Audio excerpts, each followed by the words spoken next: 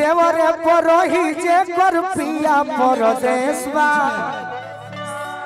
समस्त मीडिया के साथ ही मंच पे आ जाए। एगो मेहरारू अपना मोरत से कहतिया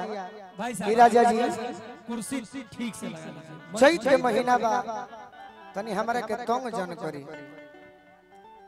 अपना सखी से कहतिया ए चैत में गाना वाला बा अरे कि दुआरा दलानी में न घोरे पलानी में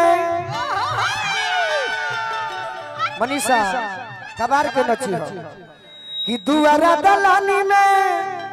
न घोरे पलानी में का करता तो भातारा चैत में बोलावे खरिहानी में भातारा चैत में बोलावे खरिहानी में भातारा चैत में बोलावे खरिहानी में दुआरा दलानी में ना घर पलानी में अरे दुआरा दलानी में ना घर पलानी में अरे तो भातारा चैत में बोलावे खरिहानी भातारा चैत में बोलावे खरिहानी में एगो गाना के फरमाइश में यही में पूरा कर दी हो अरे जिंदगी में जोहर घोरे लुए जा जिंदगी में जोहर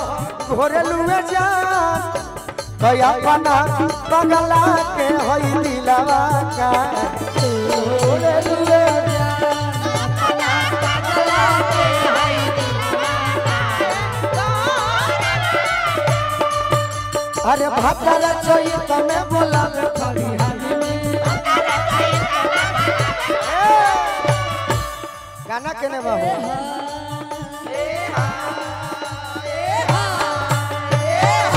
कहतरी और का काहे कहता ना लोग खोल देता रह कि यादें में खेरो अभी खुलबे ना करे धर दी जखम भी गाना अतना ना लोग डाल दे बड़े सब मोबाइल में आहा कहतरी कैसे कहतरी अरे कि मखमल के बेड से जे छोड़ी चरपैया मखमल के बेड से जे छोड़ी चरपैया और का अरे भुइया चटैया बिछावे निरदैया अरे भुइया चटैया बिछावे निरदैया हतरी तो जोन्ही की नवावे लाया कासे असमानी में अरे जोन्ही की नवावे लाया कासे असमानी में प्रिया चैत में बोलावे खरिहानी चैत में बोलावे खरिहानी में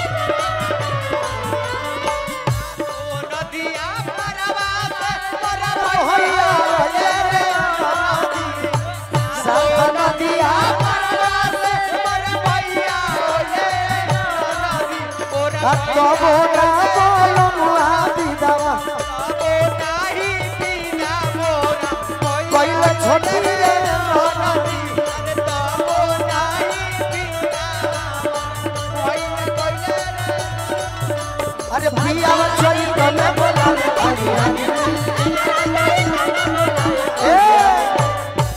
हमारा जोगेश्वर चाचा के छोटे भाई के तरफ से तमाम मित्र के तरफ से आशीर्वाद में कहतरी अरे कहेला कि घरवा में होई हो गरमिया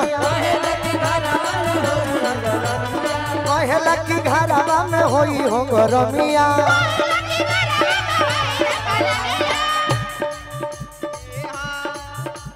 अलेवे हवा गरम मजा खूबे हो जखमिया